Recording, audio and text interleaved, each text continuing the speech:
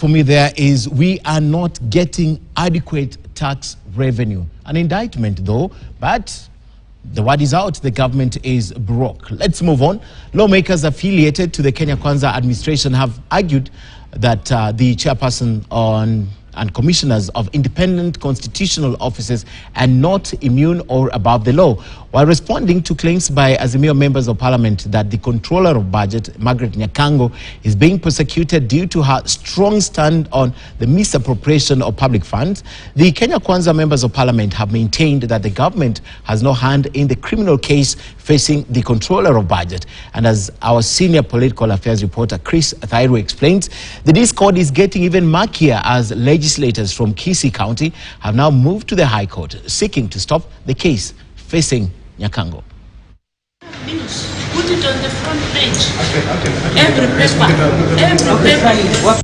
24 hours after the control of budget, Margaret Nyakango pleaded not guilty of a number of charges, including fraud, false pretense, and operating a circle without a license, and released on a bond of 2 million shillings. The matter found its way to the floor of the House, with Minority Leader Opiyo Wandayi claiming that the government is behind her woes. Madam Margaret Nyakango came before us and made very, very serious allegations on how public funds are being misappropriated by people who are charged with the responsibility of managing public funds. The leader of majority came to the government's defense, stating that no one is indispensable before the law, despite warnings from Speaker Moses Wetangula.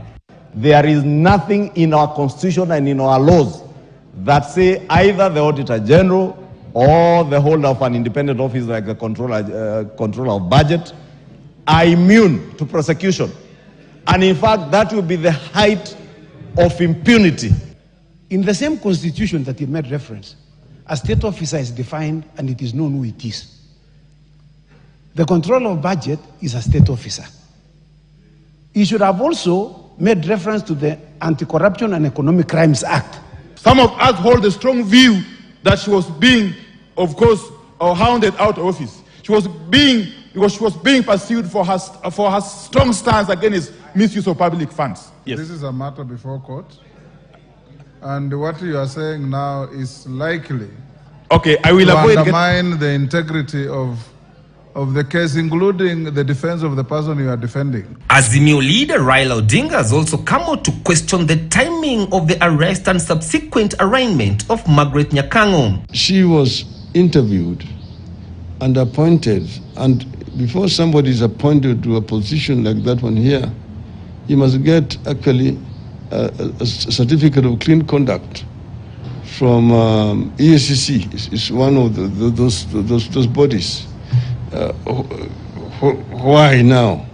Did they not have those records at that time? The fears by opposition leaders is that this move will easily open an avenue for any Kenyan to petition the president to form a tribunal and investigate the conduct of the chair. Ordinarily, within the civil service practice, if somebody is taken to court, that person goes immediately on interdiction, more so on a criminal matter, and then with a half salary until the matter itself is determined. But when we established in these constitutional offices, I don't think we took that into consideration. I was in Parliament with the other time. Her case is expected to come up for the first hearing on the 19th of December this year. Chris Thairu, KTN News, Nairobi. Away from that, in a bid to consolidate power and streamline administration